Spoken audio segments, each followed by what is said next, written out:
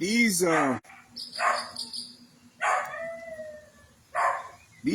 formulas that I keep sharing with you on the daily, including the one I'm about to, are tried and true. I approve and have perfected them myself, having applied them starting at home.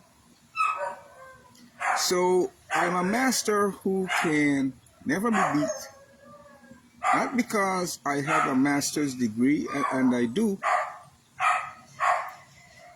but I have mastery over my craft and expertise, having gained mastery through everyday experience.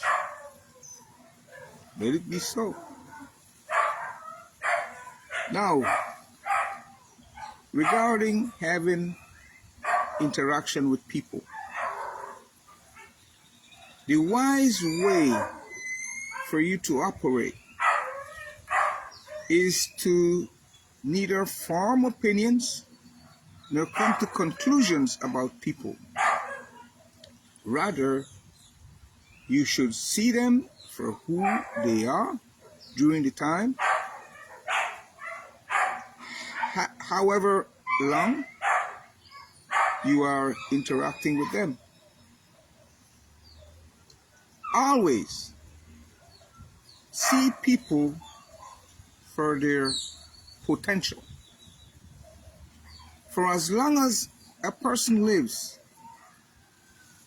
there's the awesome possibility that she will become the very best version of him or herself. Freedom of choice, remember, is a two-way street. Therefore, you and that person or persons, whether compulsively or consciously, are doing exactly what you and that individual or persons are wanting to do. For example, if you are spiritual minded and doing things consciously, how do you interact with a person who is compulsive in thought and behavior? Only operating through body and mind, no spirit. I'm talking about governance, because you can only be half alive if you're only operating through your body and mind. To be fulfilled, you've got to bring your body, mind, and spirit under the same roof.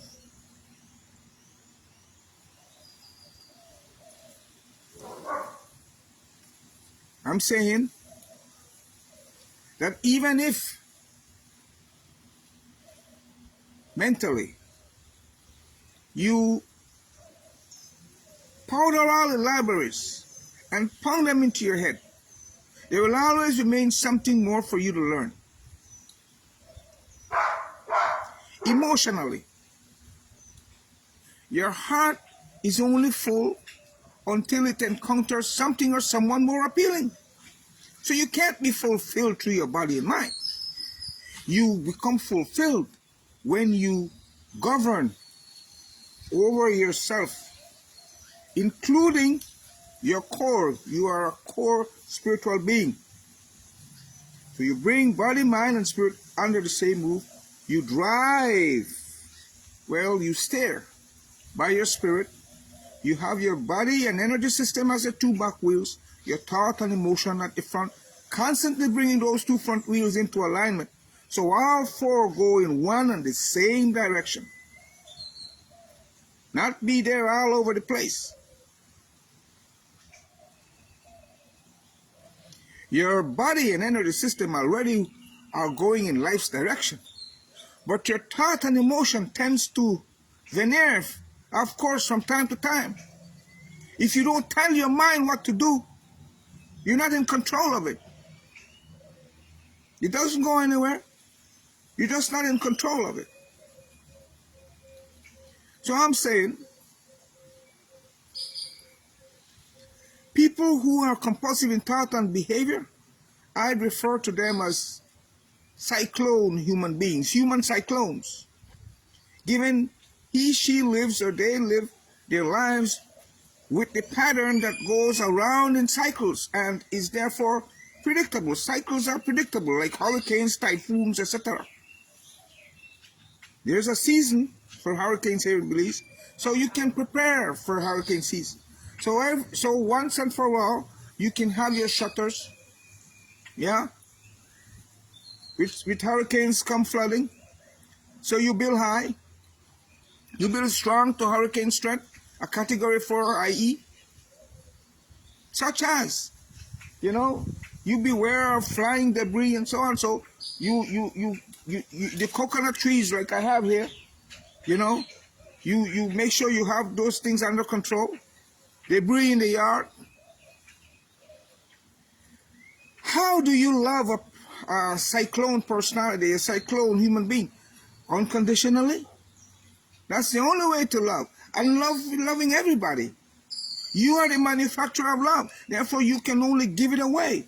And in giving away, you have to give without conditions. Otherwise, you're holding people to ransom.